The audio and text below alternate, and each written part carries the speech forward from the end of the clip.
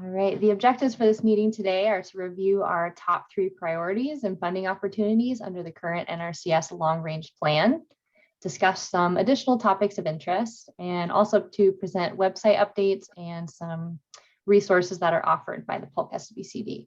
And of course, we will have plenty of time at the end for questions. Also along the way, we will have polls so we can get your input.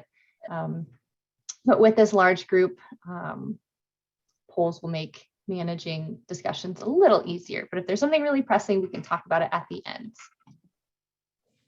All right, and with that, our first priority is forest health. Good morning, this is Evelyn with the Natural Resources Conservation Service, and again, welcome. Forest health has been established as our first priority as of resource concerns in Polk County, and whether or not we all agree on climate change and the factors that may contribute to it, I think we can all agree there is a necessity to manage all agricultural lands in a way that protects the landowner from erratic weather patterns, extended droughts, catastrophic fire, all of which are fuels for economic disaster. Forests in Polk County contribute significantly to the aesthetics, lifestyle, and economic well-being of the community. We witnessed the devastation of the 2020 fires, but fortunately only incurred the negative impacts of the smoke. This local work group has established forest health as a priority for Polk County because this is a concern that affects not only Polk, but the surrounding counties as well. A lower Willamette Basin funding pool has been established to provide funding to private landowners.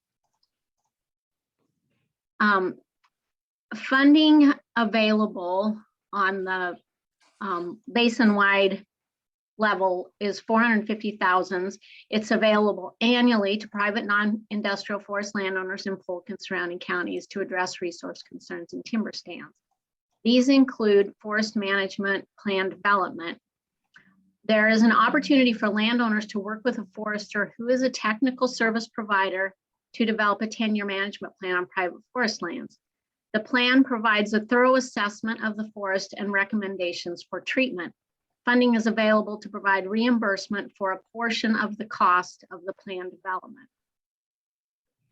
Forest thinning to reduce stocking levels to the appropriate tree density, remove disease pockets and interplant, determine suitability of trees to the site where either too wet or too dry, and also to address needs for understory development.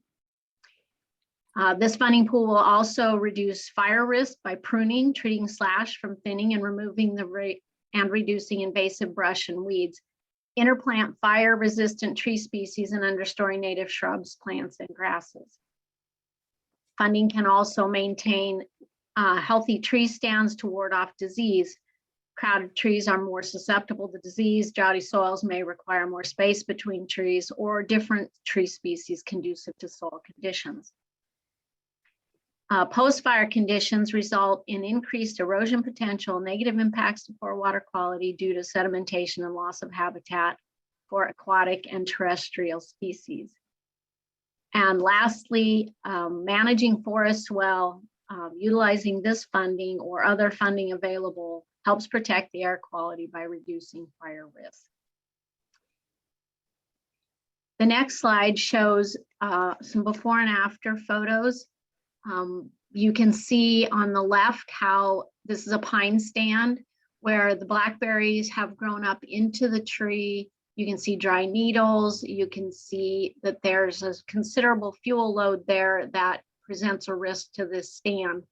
It was treated using a masticator and pruning and opening up the understory. There's a few natives in there, but it was recently treated, so they haven't had time to come back in.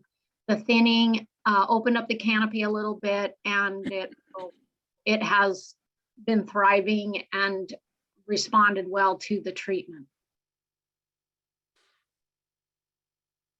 These are a few different slides of Douglas fir kind of mixed stands. Polk County has a lot of mixed woodland stands.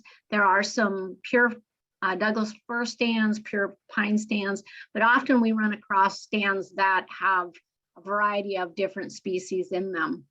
The slide on the left shows that you've got some grass bordering this stand with blackberries, some fuel loads. You can see the density of the stand. The middle one shows a situation where the trees that were planted were not conducive to the site, so the reforestation was not as successful. It has filled in with blackberries. So we will go in and masticate that, do an interplanting of probably a different type of species to get the trees established there and thin out the trees that had a good survival rate. On the right, sometimes the understory can be robust and it can interfere with stand development. In this case, there was a lot of maple, and maple will sprout into multi-stem. So this also presents a problem for tree health, density, and we help reset that so that the trees have room to grow and there's a healthy understory, upper story, and improved forest health. Ultimately, the goal of this funding pool, is to improve forest health, timber productivity, and resilient stands of timber that can withstand drought, minimize fire damage, prevent poor air quality events, and sustain economic viability.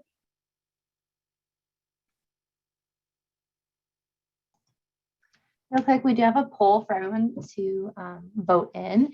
Do you agree with the importance and placement of forest health as a top priority? You wouldn't mind taking some time to fill that out.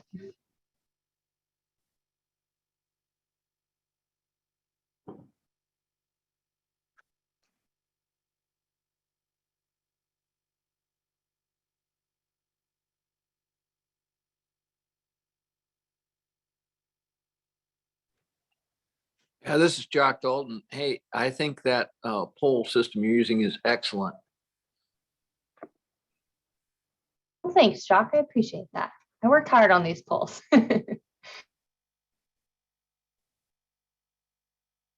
This last slide here, this last slide here, I just wanted to speak about for a minute. The stand on the left, of course, is a mature stand. There's a minimal amount of understory. We'd actually like to see more understory development than what shows there, but you can clearly see that it's been pruned up and it's pretty close to a farmstead. So there's a lot of good fuels reduction there, and you kind of have to determine based on locality whether or not that's the extent of treatment is necessary. On the right, this is a stand further up in the woods, and you can see that there's a robust understory. It's recently been pruned and thinned. The trees are fairly small. This was the perfect timing to do a thinning. A lot of times we run into stands that are older, 20, pushing 30 years, and it's getting a little bit late to do that first thin. We like to see that in the range of 15 to 22 years, depending on the stand. So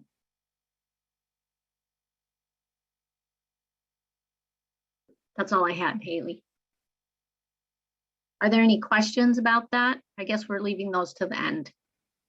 I think we'll save questions to the end, just with this large group and to keep time. That's all right with you, Evelyn? That's fine, thank you. Perfect. Next up, we have Karen with Woodland Health.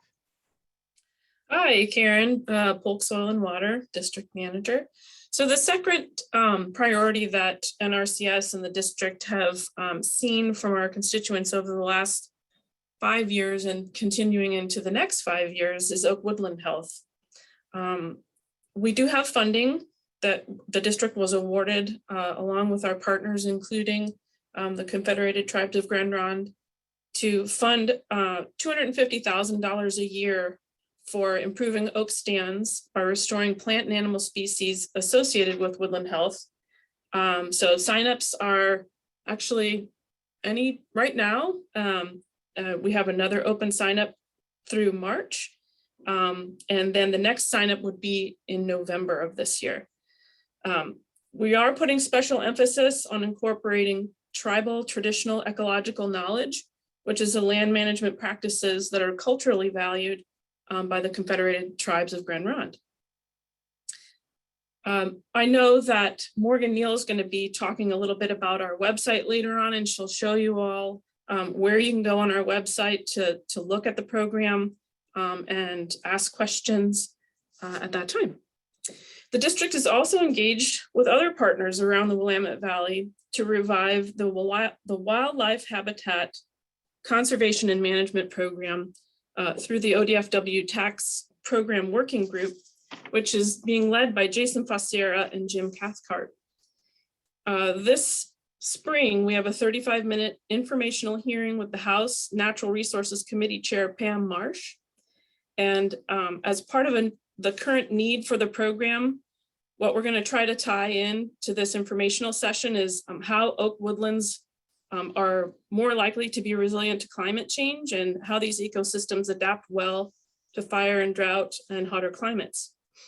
Another part of the strategy will be to include using landowner testimony, especially those who are creating oak woodland habitat, to help define how a lack of a working program like the Wildlife Habitat Conservation and Management Program, which is a tax incentive program, kind of like your ag deferral program, how not having this program that provides incentives for conservation with no economic gain really hinders land managers from adopting these practices and wanting to do the work.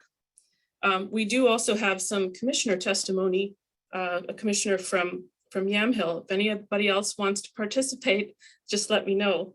Especially if you know of any other landowners who are willing to provide testimony. We're looking for either written statements or to give verbal testimony in the spring hearing that we have. I also wanted to just say that the Clackamas SWCD is implementing a second phase of negotiations that we're working together with ODFW to try to get the program up and running again by performing contract monitoring and cleanup of the existing WHCMP contracts that are in Clackamas County.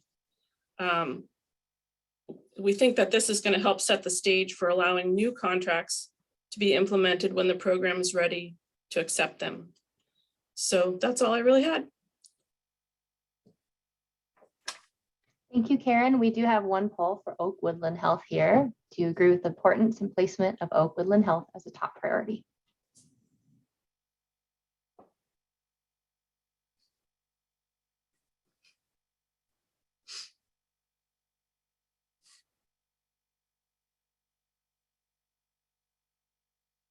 Wait for just a few more to poll.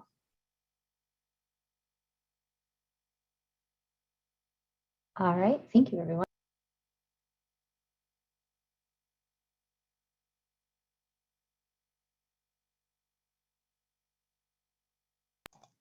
Now we are back to Evelyn Conrad for soil health and erosion. So the third priority that was determined for Polk County a few years ago was soil erosion in orchards. The history of NRCS, which began as the Agricultural Stabilization Service, and then the Soil Conservation Service, and in 1994, the Natural Resources Conservation Service, has been working since 1935 to address soil erosion caused by wind and water. Nationwide, sedimentation of water bodies, including lakes, streams, watershed dams, ponds, reservoirs, creeks, ditches, and deltas at the mouth of the ocean, is still the primary factor contributing negatively to water quality. In Polk County, water-induced erosion is our primary erosion concern. Land management is the key. As one of the top 3 resource priorities in Polk County, $25,000 in funding is available to address this resource concern. This is a multi-county funding pool to address erosion in orchards, vineyards, Christmas tree farms, where erosion can be significantly more problematic due to the traditional farming practices for those crops. Funding, you can see in this top, this is a hazelnut orchard, and in a few years, over the past 3 to 5 years, there's been a lot of more hazelnuts planted in the county. I think we've added an additional 3,000 acres. And you can see typically they are bare. This is primarily, this practice is done so that the hazelnuts can be harvested more easily without debris or picking up grasses and weeds. And the bottom one shows a hazelnut orchard that keeps the rows clean. And then there's a grass strip between the rows, which allows, it's mowed low, and it allows the nut pickers to come through, sweep up the nuts. And what they do is they sweep them from the rows into the center and then pick them up. And what they found is that when there are seasons where there's a lot of rain, it's inundated, these hazelnut orchards that have cover on the ground between the rows are actually more accessible than the bare ground. Water tends to run off here more quickly. It becomes a lot muddier because there's nothing to absorb the excess moisture. So I just wanted to show that slide there. The funding will address organic, you can go back. Oh, there you go. The funding will address organic matter depletion. There's a principle that states what you see above ground is equivalent to what is below ground. So if there's no vegetation above, there are no roots below. No roots, no worms, no fungi, bacteria, or microorganisms that hold the soil together and make it porous. Sedimentation to surface water and sheet and rill erosion. These resource issues can be reduced by reducing surface tillage, maintaining cover on the soil surface, and keeping living roots in the soil. Water will more easily infiltrate the soil. The soil moisture retention will be better, and soil movement will decrease, allowing structure of the soil to develop. So soil health principles are to keep the soil covered, minimize soil disturbance, maintain living roots in the soil, and diverse crops equals healthy soil biology and structure. And these are universal principles that apply to every crop, every field. How do we get there? Reduce tillage and eliminate bare soil. Every tillage operation reduces the soil organic matter disturbed by 50% and destroys soil structure and the organisms that keep it productive. Plant cover crops. This increases plant diversity, which improves soil biology and adds nutrients to the soil, reducing the synthetic amendments for crop production. Perennial cover is typically deep rooting, adding organic matter to the soil, protects the soil surface, and utilizes excess water to alleviate muddy conditions and improve field access. The objective of this funding is to reduce sedimentation, improve soil health, and water quality.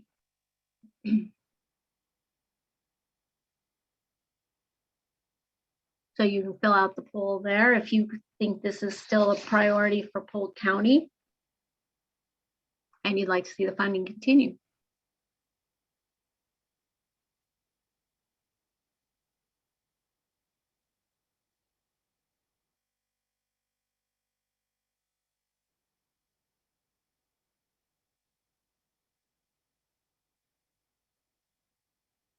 All right, next up, we have a few program updates, and I will pass it over to Karen.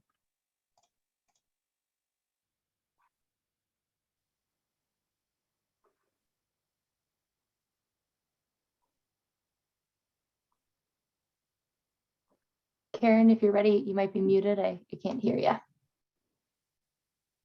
Sorry, hi. I just wanted to check and see if Kristen wanted to make her presentation before this one, since she needs to leave at 10.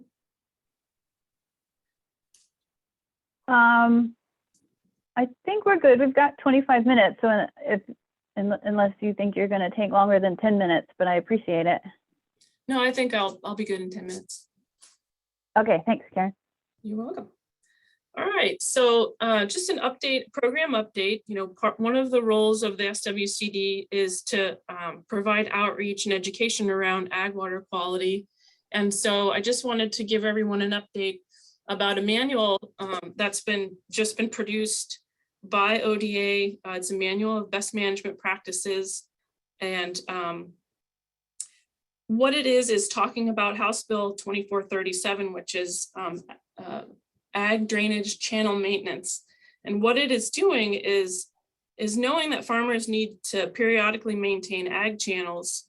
ODA, ODFW, Department of State Lands, and others wanted to streamline the permitting process for channel maintenance so that specific maintenance activities might be eligible for a notice from the Oregon Department of Agriculture instead of a DSL removal fill permit, which streamlines the process down to within 45 days and hopefully removes a lot of the confusion and misunderstanding about when it's okay to clean your ditches and how to do that. And this manual really spells it out very nicely and really easy to understand. Another kind of cool thing about it is that ODA, if they're unable to validate the request within 45 days, the work can proceed as proposed in your submitted notice over the next 5 years. The notice provides a streamlined process with no fee for traditionally maintained eligible ag channels. The 4 requirements of the notice that are required are that it needs to be a channel that's routinely maintained to facilitate draining related to agriculture, could provide drainage in the last 5 years, it's dry at the time of work, and that it's not an essential indigenous androgynous salmonid habitat. Try to say that 5 times fast. So maintenance must protect, maintain, and improve ecological functions of the channel. So that just means maintaining the stream banks, keeping them vegetated, that it upholds objectives for fish recovery and protects wetlands, waterways, fish, and wildlife habitats. Once the notice is validated by ODA, it's good for 5 years. And there are actually, you can ask for a variance within the time frame, the work frame periods, if you need to maintain the channel at a time outside of those timeframes that are designated by ODFW. So you can go to the next slide, I think. So just another update, some reasons that are good for following this preventative maintenance program is that it decreases the need to maintain channels if done the way it's being prescribed by minimizing field erosion, maintaining vegetation that stabilizes banks and filters sediment out of rain and irrigation flowing from over the field. The district can work with producers to add grass filter strips. We can talk with your neighbors about how they might be interfering with these ag channels that may be affecting your fields, and provide options, or to help plant trees and shrubs to create a canopy over a perennial stream, one that you might even want to sit along to fish or swim in after a long day in the field. I know my family does. So the manual is just an 8-page manual. It's not long. It's not hard to read. It doesn't take a long time. It's very explanatory. And if you want more information about it, I've put the email there and the telephone number for Brittany Mills, who's the gal in charge of the program.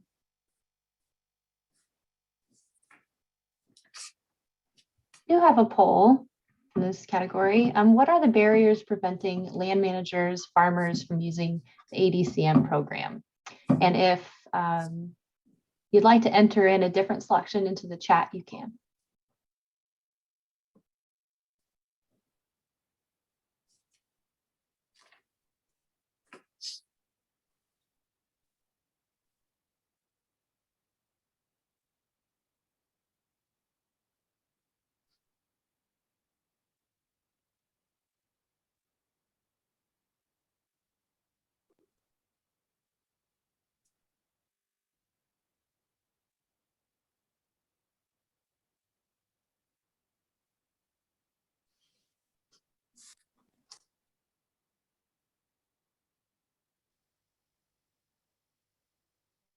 All right, and Karen is up next again with the CREP program. Yeah, so really oh, there you go. I just have to take something off the screen here. So really why I'm including this slide is because the district does offer the Conservation Reserve Enhancement Program, which is CREP. The synonym for that is CREP. And part of what we offer are filter strips. It's a really easy way to plant grass filter strips that are adjacent to perennial and seasonal streams, wetlands, lakes, and ponds. There's no expensive seed that you need to buy or expensive plants that you need to buy, but it's a nice, easy way to get an incentive to catch that water quality. They filter runoff by trapping sediment, nutrients, and other pollutants before they reach surrounding water bodies and aquifers. Filter strips also protect soil from erosion by stabilizing cropland that might otherwise have been susceptible to damaging water and wind. They intercept and filter nutrients from runoff. They reduce erosion and trap sediment. They provide habitat and corridors for wildlife and sequesters carbon. If you want to find out about it, you can contact the district, and I think Morgan's going to show you where on our website to do that. It's a 10 to 15 year annual rental payment with an additional 20% off, or excuse me, 20% rental rate incentive. Payments covering up to 90% of eligible costs of establishing the buffer practice, 50% share from cost share payments. It's a win-win situation. So I just wanted to make people aware of that. We also have a poll for the CREP program. What are the barriers preventing land managers and farmers from using the CREP program? Some options include not being aware of the program, application difficulty, not being interested, complicated process, and also not enough of a financial incentive. Again, if you have another reason, you can always put it into the chat if it's not covered by the poll.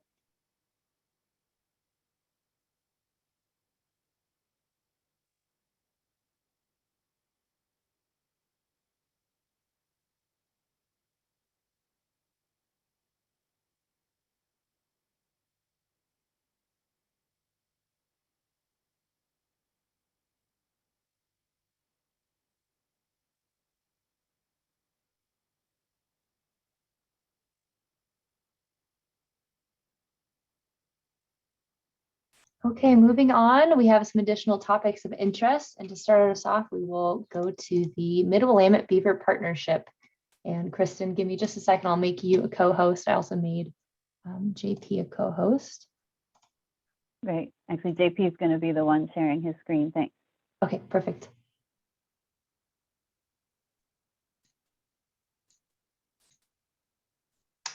Okay, I'm going to share screen now. I'm usually on 2 screens. I'm down to 1, so we'll see how this goes here. 1 second.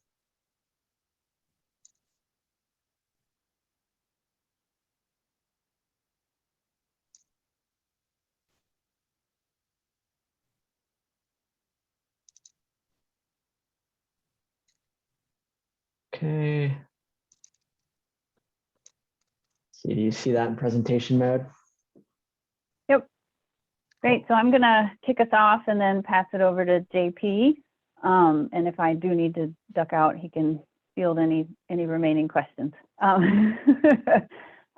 So Mid-Willamette Beaver Partnership, thanks so much for making space on the agenda for us. And I'm just going to give a quick introduction of who we are, what we're doing, and sort of some updates. So next slide. So we are composed of several organizations. So Bonneville Environmental Foundation, where JP works, the Lucky Mute Watershed Council, where I'm representing, then also the Marys River, the North Santiam, the South Santiam, and the Kalapuya Watershed Councils, and staff from the Confederated Tribes of Grand Ronde and Confederated Tribes of Siletz Indians. So far, we've secured a few different grants. The Rural Foundation is a technical assistance grant from the Oregon Watershed Enhancement Board to do some habitat prioritization and assessments that JP will talk about, and some conflict avoidance assessments and stakeholder engagement work, and some other foundation funding. So next slide, please.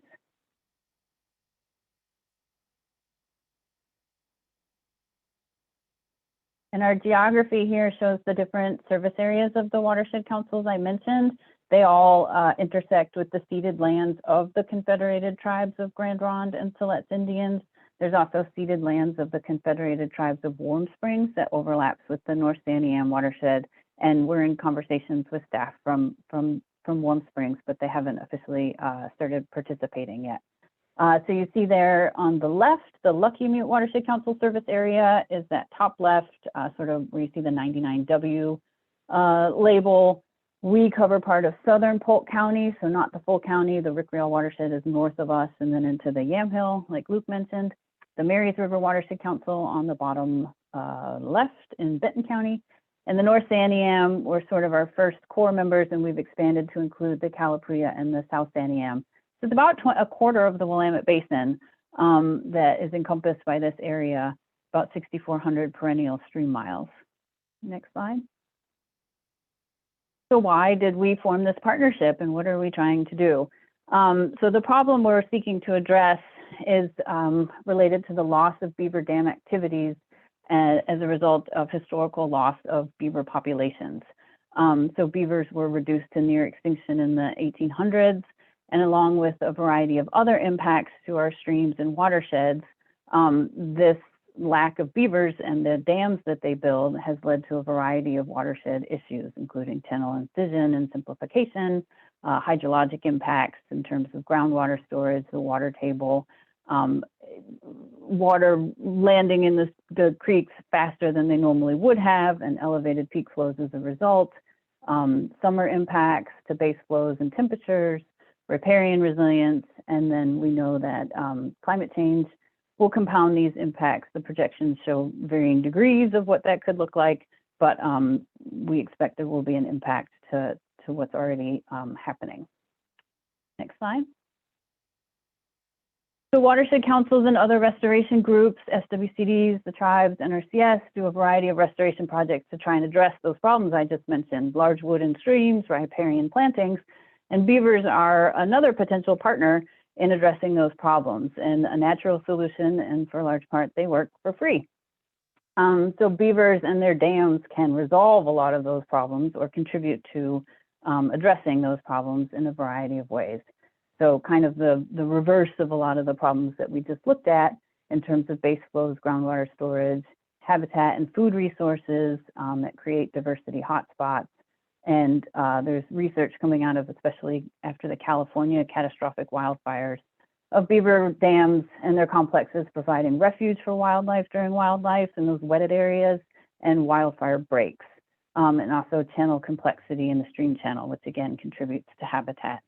So there's a lot of potential benefit. We also recognize that beavers can cause a lot of problems and infrastructure issues and challenges, which is why we're taking sort of that habitat and stakeholder approach to talk to and learn from folks. So JP is going to get into sort of what we're doing about it all.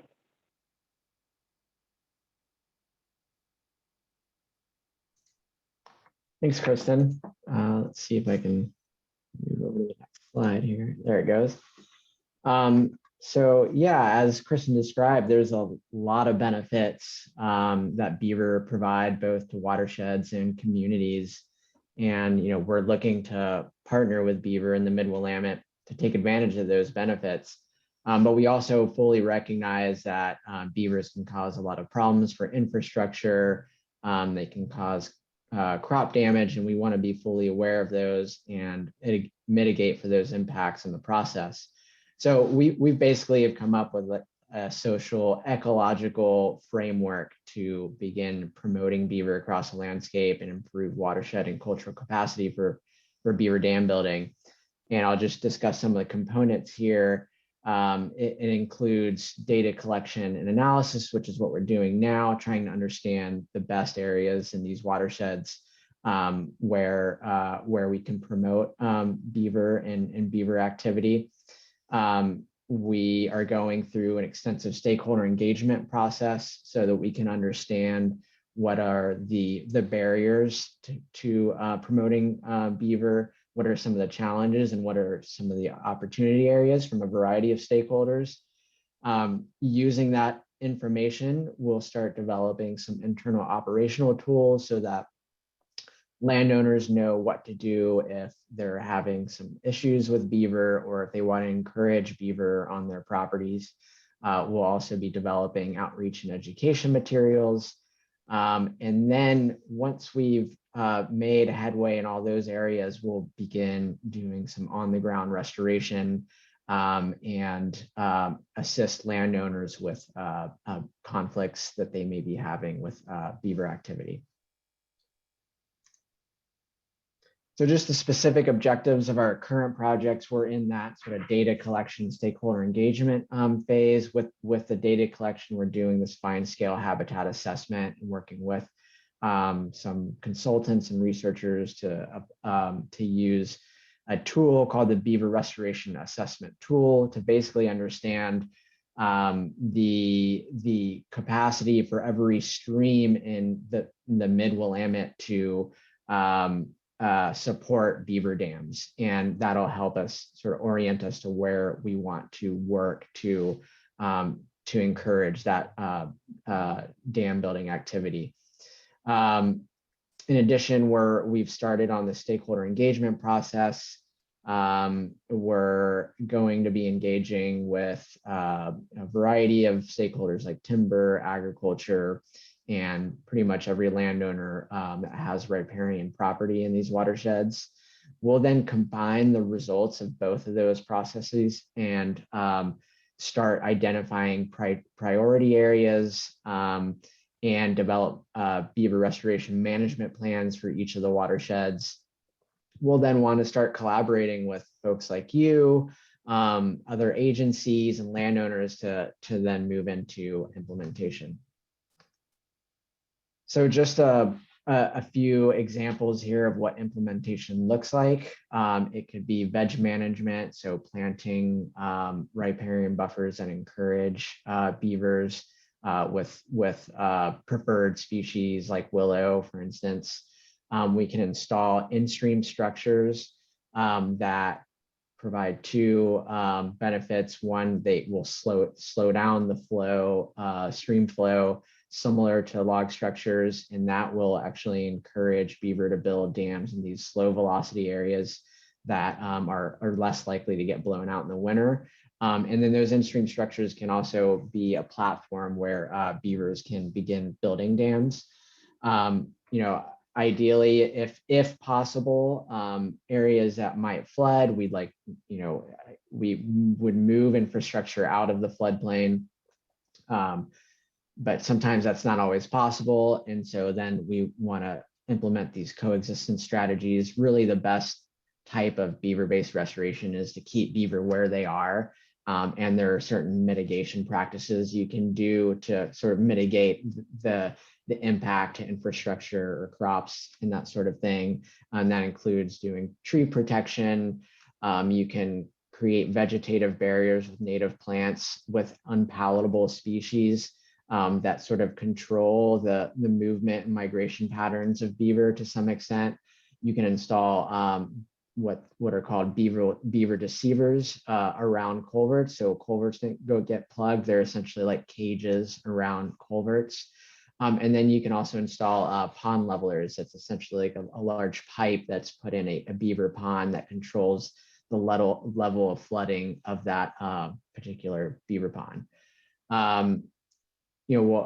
As I mentioned before, we'll do a series of outreach and public education events just to get the word out about beaver and some of the resources that are out there. And sort of our last resort activity is to relocate beaver. And we don't rely on that as our primary solution, just because the success rates for any sort of relocation or translocation where you're moving beaver outside of a watershed are fairly low, although they're improving with improved practices, but it's less than ideal practice that, and it moves the benefits out of where we might want them. So progress so far, we've done a draft run of this beaver restoration assessment tool. So we have kind of a sense of maybe some of the areas we'd like to work, but we still have a lot of work to field calibrate that model so we can get very refined results. So this summer we'll spend over 800 hours just surveying streams and basically getting us data to refine the results of this current model. We have also completed a survey with beaver-based restoration practitioners and beaver researchers to understand the impact of various approaches, and we'll use that information and integrate that into our surveys for the stakeholder engagement process. We've also contracted a consultant to help us facilitate one-on-one interviews, focus groups, and over 1,000 surveys to riparian landowners across these watersheds. And then we're doing things like presenting here at this meeting and communicating with various land managers, agencies, and landowners just to get the word out about this work. So just a couple of examples of where we see some intersections with NRCS and SWCD. Ideally, we can start developing some guidance and resources for beaver-based restoration and these coexistence strategies. That we could then integrate some of this guidance into agency, official agency guidance, and start identifying and focusing in on priority geographies. And then, we'd like to collaborate for implementation with land managers and private landowners. Right now, we're still in this planning phase, but looking to move into implementation in about a year to 2 years from now. And I'm sure there's a lot of other ways that we can collaborate, but those are just some ideas. And I believe that's it. We have some time for questions if anybody has any questions.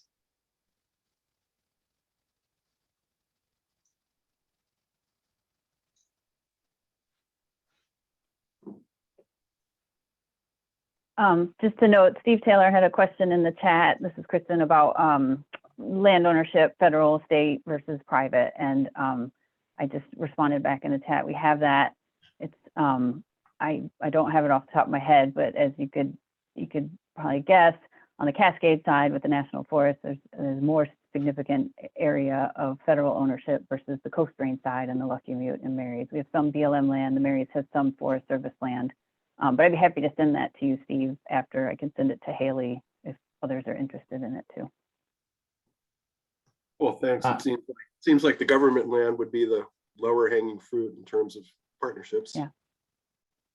Yeah, and there's a lot of beaver conversation happening. ODF&W has a beaver management task force working, talking very in depth about potential trap closures in certain areas on federally managed lands and other management strategies to achieve some of the things we're talking about here. So there's a lot of conversations happening in different realms. Prior, put a question here in the chat. Is there any chance the area of the Beaver project will be expanded? And if so, where and when? And I think the answer to that is yes. Right now, we're covering a fairly large geography. And so we're going to be focused on that for a little while. And we'll have several lessons learned. And then when other partners are interested, we can start expanding and looking at other opportunities outside of this sort of Mid-Willamette region. And we are working with some others that are doing some work like in the Tualatin and out on the coast. So there's definitely opportunities. And if there is someone with interest, please let us know and we can at least have a chat sometime. This is Jock Dalton.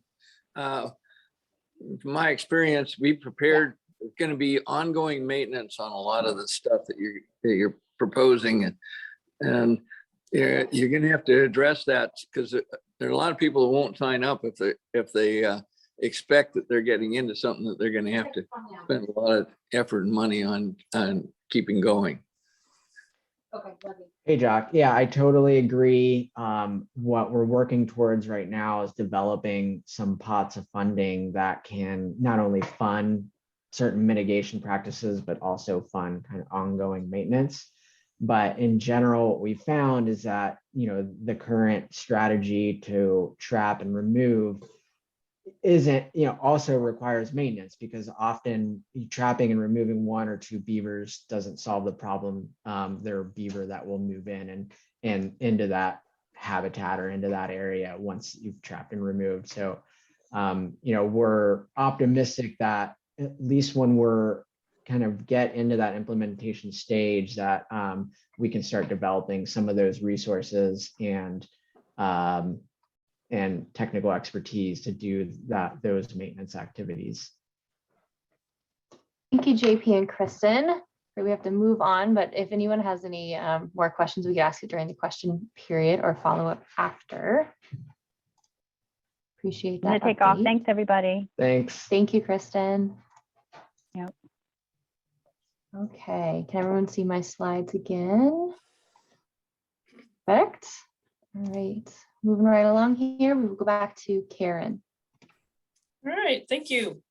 So just another topic of interest as we were thinking about things that are coming down the pike that everyone should start to be aware of and start to familiarize themselves with. At the district, we're beginning to see solicitation in our grant applications to answer voluntary questions about climate considerations and related to climate resilience.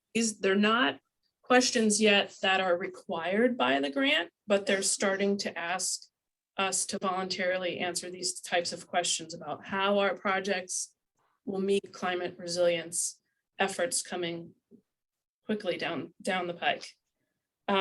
In the future grant applications, we'll more than likely need to address these kinds of questions.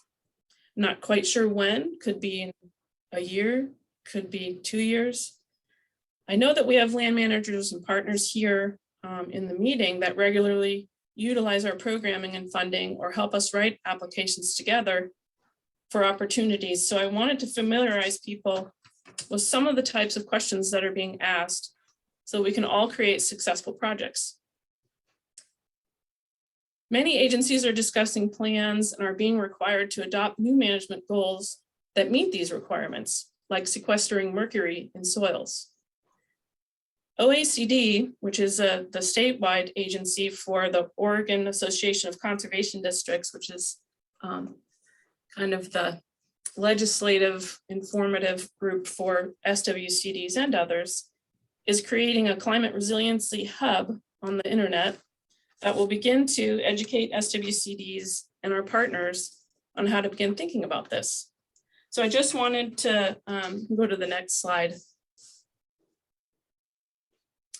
Just to show you some of the types of questions that we're being asked to just think about right now and try to answer in our applications.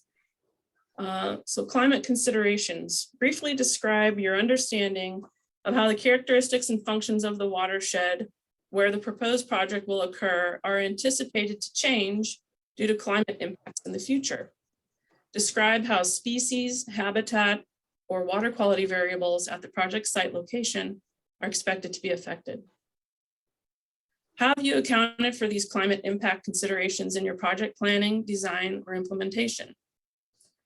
Are there any constraints on your ability to incorporate climate considerations into project planning? For example, lack of information about climate impacts at the project planning scale, gaps in understanding what nursery or seed stock to use given potential climate impacts, gaps in assessing these stocks, lack of methods, to quantify climate benefits, uncertainty about how to define a baseline for assessing potential change, metrics for understanding climate resilience that are not well defined. Some necessary activities that occur during projects will result in increased emissions. To help understand the current situation, please check all the following that might apply to your project. Driving gas-powered automobiles, including trucks and all-terrain vehicles, operating gas-powered machinery other than automobiles, like chainsaws or other handheld equipment, operating gas-powered machinery larger than automobiles, a boat, or other considerations. Are you considering alternative approaches that could reduce emissions? So this is just a brief introduction to education that we're all going to need to know a lot about for future grant applications if we want them to be successful.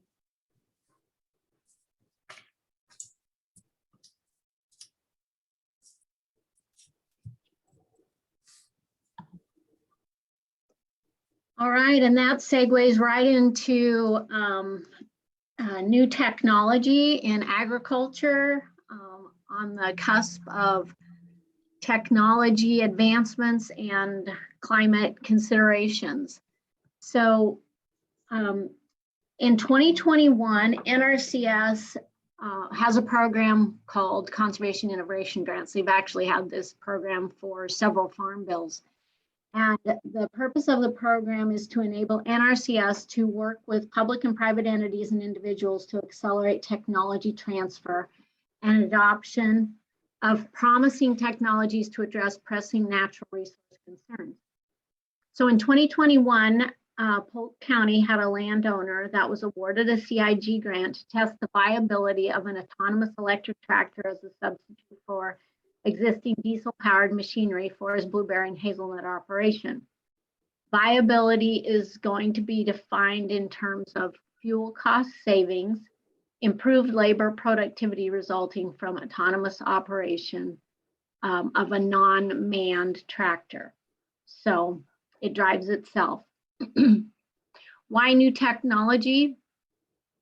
Hopville Farms is south of Monmouth, and he has a labor requirement on his blueberry and hazelnut operation, and he's concerned about climate change and atmospheric impacts related to that. And so he submitted a grant application and was awarded funding for this project. He's doing some demonstration days. He's working directly with Monarch Tractor to do that. This is not an advertisement for Monarch Tractor. That's just they're on the cutting edge. They were probably the first. They have an interesting history. You can Google them, and we're going to watch a YouTube video about that industry. All right, Evelyn, can you see my screen here? I can. Okay, perfect. Let me know if you can hear it. Is this the future of farming? It's all electric, autonomous, and can help boost sustainability in agriculture. It's a smart tractor, developed by California-based firm Monarch Tractor. Monarch Tractor is the bridge between sustainability and very profitable farm economics.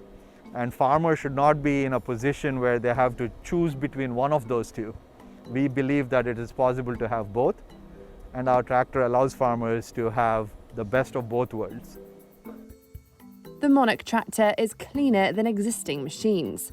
It's able to work for 10 hours on just a 4 to 5 hour charge, significantly reducing farm emissions as it goes. It's smart too. Using 8 onboard cameras and sensors to monitor a 360-degree view of its surroundings, the tractor is able to collect up to 240 gigabytes of data in a day.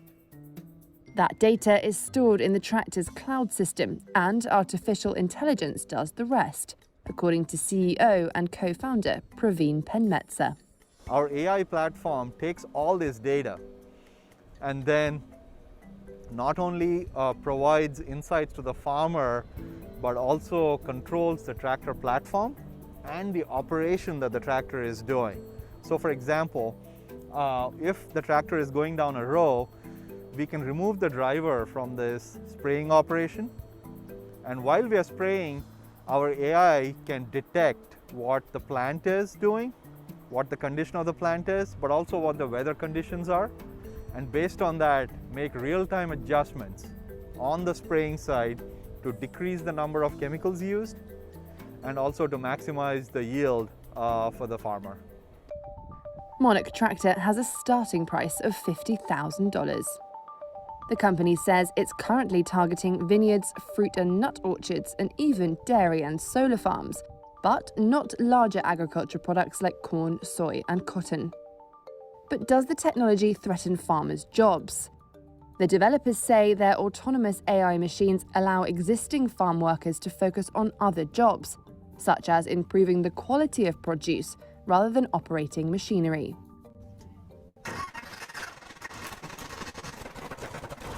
Monarch Tractor is one of the latest companies trying to make farming greener and more profitable.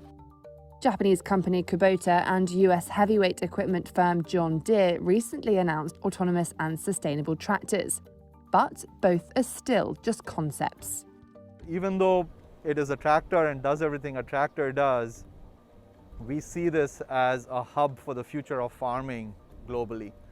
And we expect the tractor to not only help with farm economics, but also help all of global farming be cleaner and more sustainable in the long term.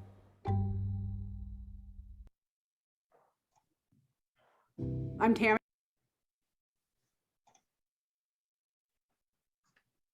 So a couple other facts related to this is Paveen, the primary engineer, grew up in India. His father was a rice farmer there.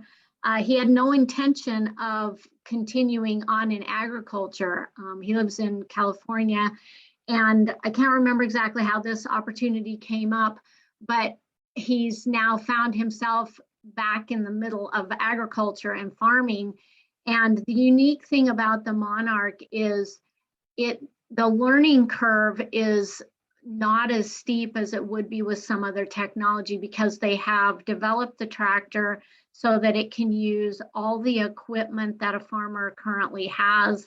It's simple to operate. There's not extensive training required. It's just a different form of energy. And as you can see, it's very small but mighty. It doesn't come without some hurdles to overcome. If you look at energy statistically in the US, fossil fuels still provide 60% of our electricity here in the US.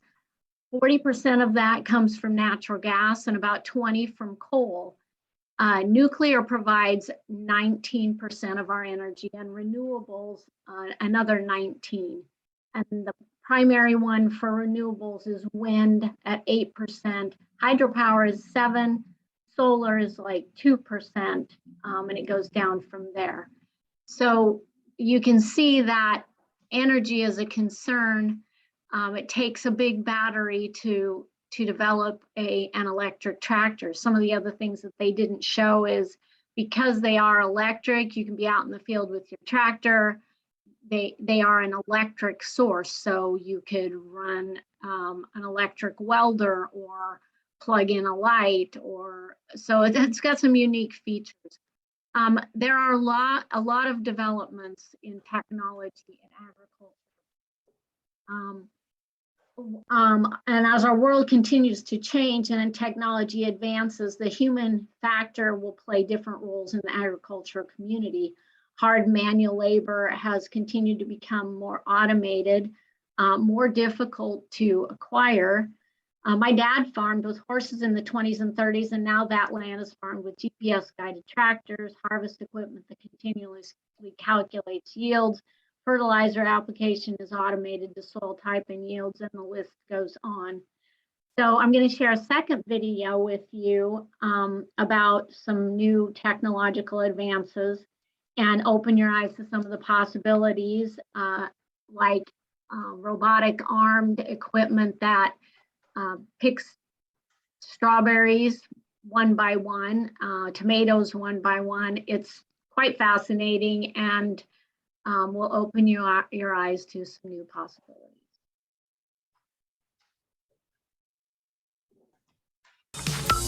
This is the E-Series robot. The Mega Robot by Agrobot has 24 robotic arms which each pick and harvest strawberries. A mixture of cameras and infrared depth sensors are used to feed the artificial intelligence. The AI can then detect the strawberry's position and ripeness. The robotic arms then cut the stems. LiDAR, which uses lasers, is used to create a 3D map of the robot's surroundings for safety and obstacles.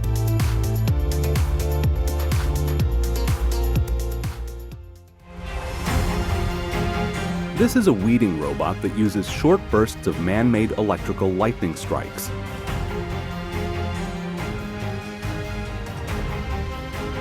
Created by the Small Robot Company, the weeding robot works together with another robot whose job is to map every millimeter of the field and monitor the crops. The weeding robot then uses the data to autonomously move around the field, locating the weeds and targeting them with mini electrical lightning strikes instead of using chemicals.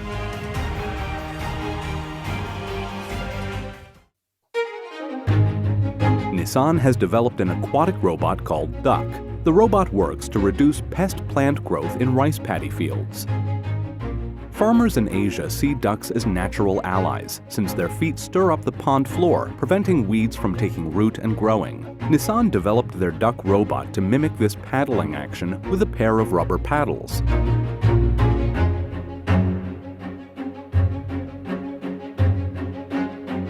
The robot is powered by solar energy and navigates by GPS.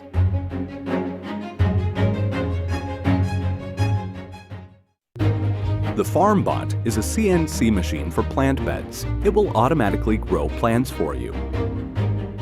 The FarmBot starts by planting seeds and knows which type of plant is planted in each location. It can then water each one based on its type and age. It can detect and pick out weeds as well as monitor things like soil moisture. No coding is required. The software helps you lay out the optimal plant bed, mixing different types. And the advanced version can automatically switch between tools for different jobs such as seeding, weeding, watering, and soil monitoring. NASA is even looking into how the FarmBot could be used to farm food in space, on the Moon, and on Mars. This is the milking robot called Astronaut by Lilly Vector. It is designed to minimize stress for the cows and reduce the human workload. The cows approach the robot by themselves when they are ready to be milked. The machine recognizes each individual cow from the sensor on their collar, so the milking process can be adjusted according to personalized historical data. And brushes autonomously clean the udders.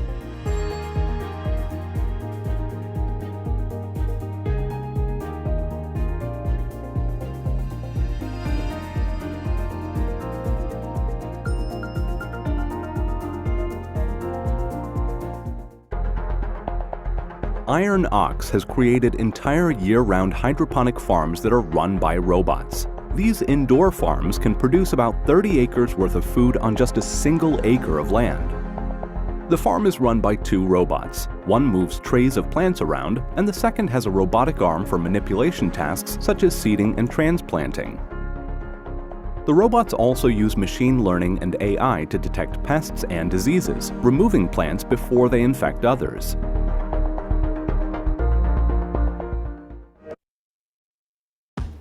Meet Suvi, the man.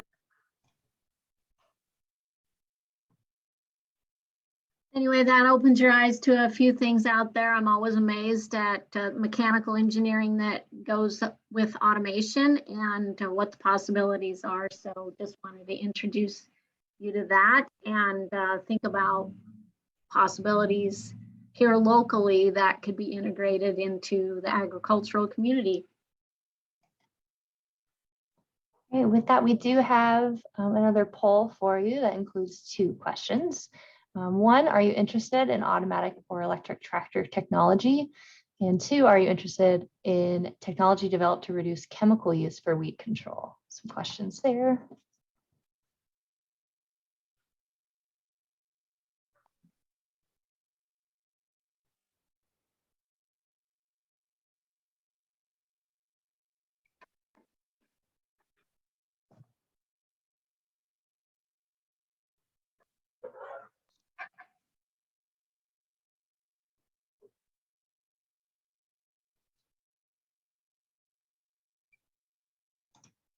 All right.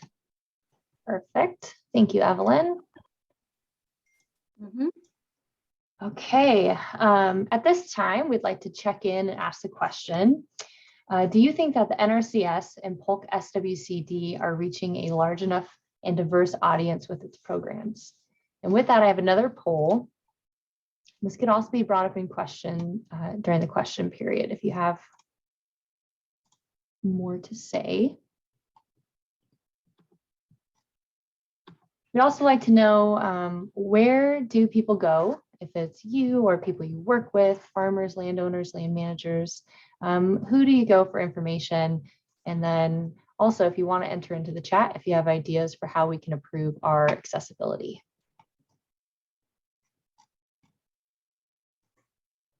With our new addition of Morgan Neal, she's been with the district about, is it 3 or 4 months now, as a general outreach coordinator, and she's been really fantastic. And we're just trying to make sure that we can reach a wide audience and help as many people as we can.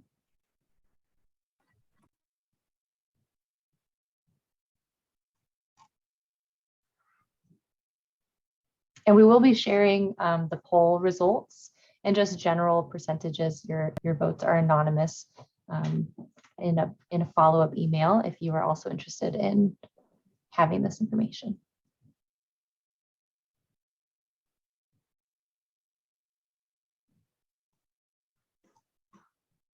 All right, let's see, we have about 20 people have filled out the poll.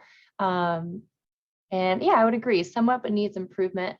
We are always working to grow our audience and reach more people in Polk County.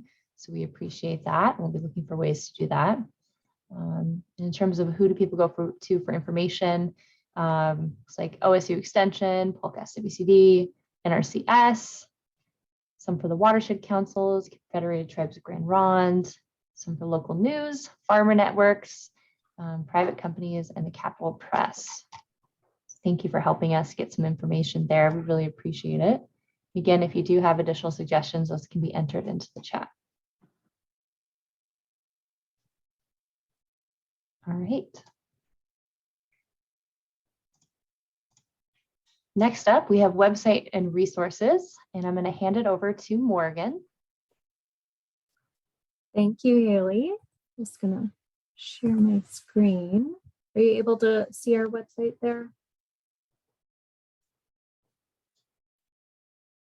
Yes, I can see it. Okay, great. Well, as Haley mentioned, I've been in the position for a few months, little over a few months now, so I still feel like a newbie, but I wanted to share some of the things that I've been working on.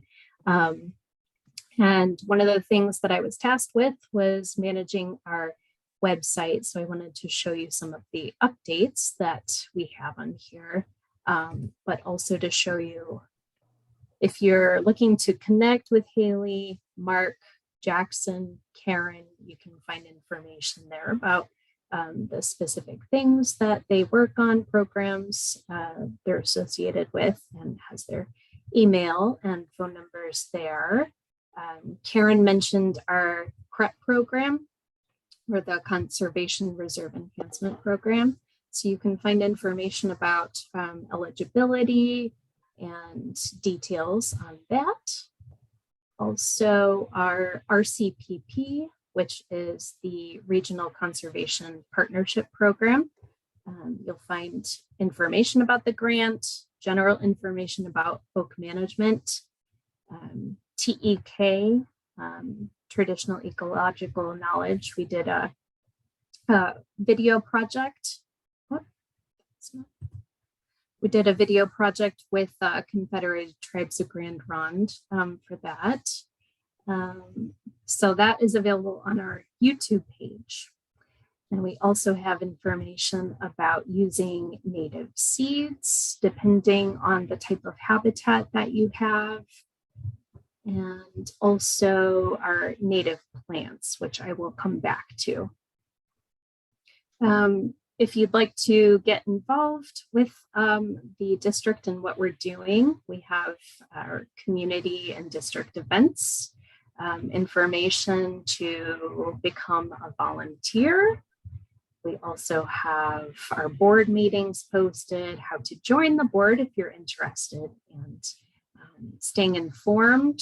I'll start at the bottom here. We have the major partners that we work with and links to their websites. And then we also have our virtual events library. So we have a couple of the videos that are webinars that were recent that Haley led, regenerative pasture management, We also have our local worker meeting from last year. We'll be posting the video here. So if you'd like to share this with anyone that wasn't able to attend today, you can direct them to this page on our website. And let's see. Okay, we also have a podcast that we're partnering with OSU Small Farms and Marion SWCD. It's going to be on KMUZ. It's a community radio station. You can listen to our interview with Sue Reams. She's on the call, I think. And let's see. Cultivating is our quarterly newsletter in partnership with OSU Extension. You can find all of the issues there. News and announcements is updated, and our resources, we have our rural living handbook.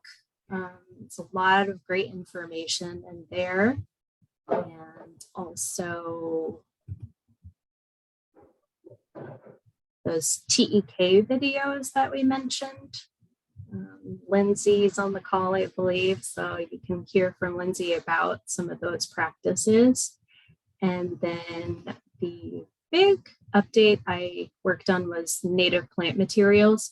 So I was not trying to reinvent the wheel. I just wanted to share all of the great resources that our partners already have. And so that comes from NRCS, the plants database, about culturally significant plants, specific pollinator habitats. OSU has some really great resources for gardening with native plants. They have an Oregon Flora project, the Garden Ecology Lab. Xerces Society has excellent information, along with the Native Plant Society of Oregon, Audubon Society. So a lot of great information there. And then that's the perfect segue into our native plant sale. So pickup is scheduled for the beginning of March. We do still have some native trees and shrubs available, including seeds that we acquired from the Native Plant Materials Center in Grand Run. So we're happy to share that. And let's see, what else did I want to share? Oh, okay. And we also now have a Facebook page.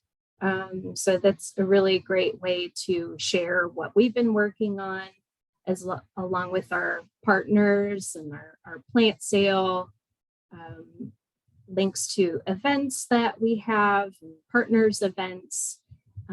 And then finally, I just wanted to share, if you're not already connected, you can sign up for our newsletter there. We send out an update every 2 weeks there. So thank you. And I will go ahead and put my email in the chat box. I would love to connect with you if there are any outreach events or workshops that you'd like to partner on, or resources that you'd like to share. I'd love to connect with you. So thank you, Haley. Thank you so much, Morgan. Appreciate that. We've had a lot of updates to the website, which we've appreciated. So go check out what we offer. Last and not least, talk about resources for farmers. Let's see, get my video back on here. The SWCD office is here to support farmers, and we can do that by offering technical assistance. We can connect you to some funding opportunities. Not every farm has a qualifying project, but if you give myself or Jackson Morgan a call, we can work with you and see what might overlap and work for your situation. We also host classes and workshops each quarter. Some examples of those were the regenerative pasture management workshop in December. I'm currently teaching a growing farms course. Unfortunately, the registration is closed, but it helps farmers in their first 5 years of business to develop a whole farm plan. It also includes in-person tours of some local farms. And we offer all kinds of things, and we'll work to get more and more on the website as well. Great places to check our Facebook and email blasts. Most everything goes through there. Again, I am the Small Farms Outreach Coordinator, and Jackson Morgan is our farm specialist. And just a note, if you are an industry partner, community partner, we are always happy to collaborate to meet programming needs. So feel free to contact me if you have some ideas that you'd like to partner on. And we also do some site visits as well. We can come out and take a look, depending on how much time we have available when you reach out, but it is something we do. And with that, we are nearing the end of our program here. We have some time for questions. I know there are a few that were asked in the chat, so I will try to go back and take a look. But if you have new ones, please add those in. Let's see.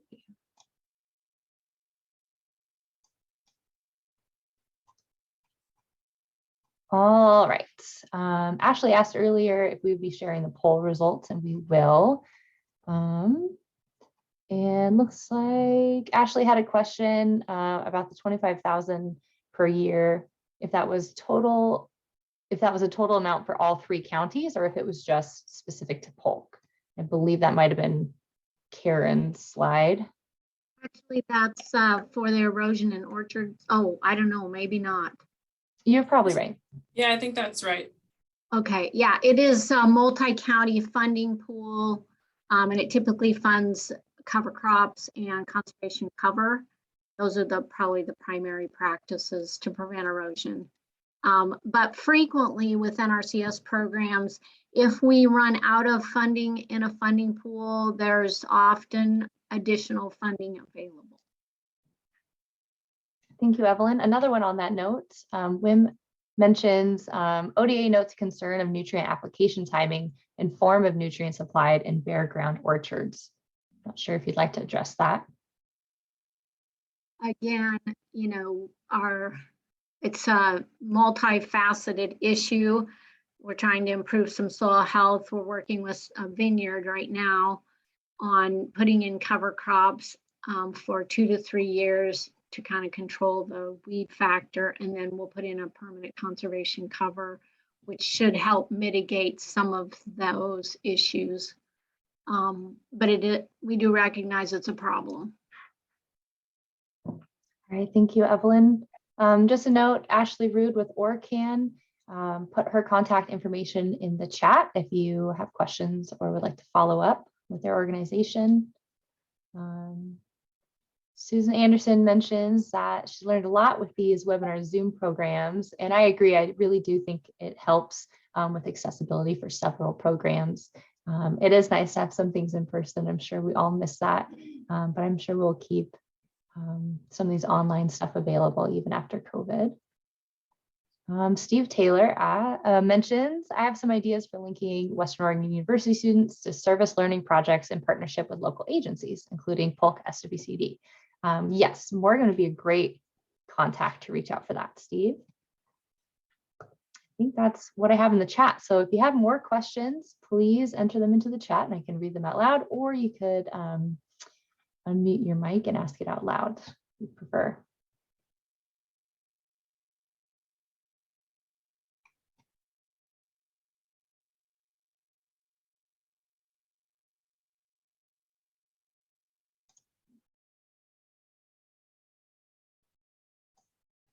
Yeah, it's a quiet group today.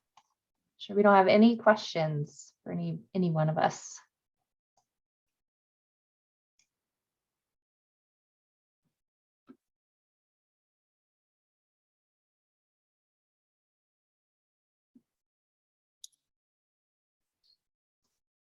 Oh, just a comment from Wim. Well done. All appreciate the information and partnership. You're very welcome.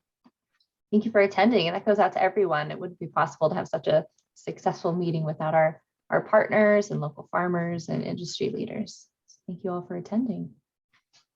Haley, did the polls automatically tally, or do you have to tally that manually? So the polls, as people click their answers, it tallies it and it also stores it in the Zoom, in my Zoom website, so I can go back and pull those files. Okay. I just didn't know if you had it at hand. Oh, let's see. I might be able to launch some. Was there one you wanted to look at in particular? No, but I was thinking the group might be interested in that, in the results. Sure. Let's see. Can you see those results on your screen? So you can kind of flip through if you're interested in looking at that. Yes.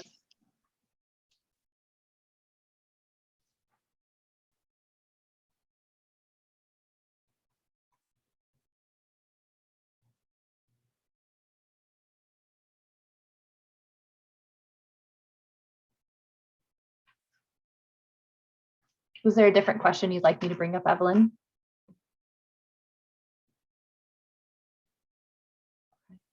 I'll leave it to the discretion of the group, but I'm interested in them all, but. Okay, well, I will definitely be sharing the results in a follow-up email and work through those with you later as well, Evelyn.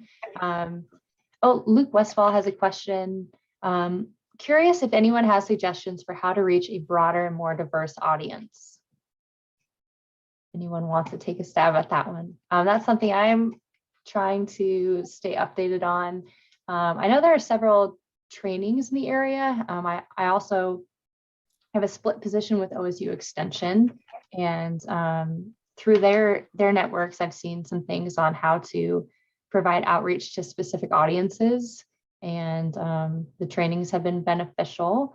But specific to this area, I'm still learning and looking for more ways, and maybe Morgan has more to say on that, but I am open to more suggestions as well if people have some ideas they'd like to put in the chat or talk about live. Yeah. Sorry, go ahead.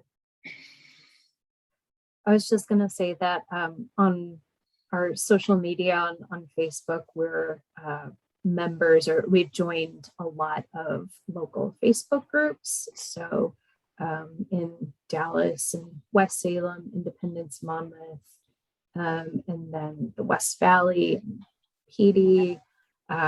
We're trying to share the information that way as well. And we are looking for opportunities for trainings. So if anyone has suggestions for things that have worked for your organization, we'd love to hear that to reach a more diverse group. Well, sure. This is Wim from ODA. Apologize, my video is not functioning today for some reason. But just some thoughts on programs at ODA and how we've worked to incorporate, diversity, equity, and inclusion metrics for our agency that have come down from the governor and also other partners that we work with. And so one of the first things that we translated a lot of material into not only Spanish, but other languages spoken by our permittees and registrants. So we're still learning what the need for that is out there, i.e., what are some of the other languages we need to look into.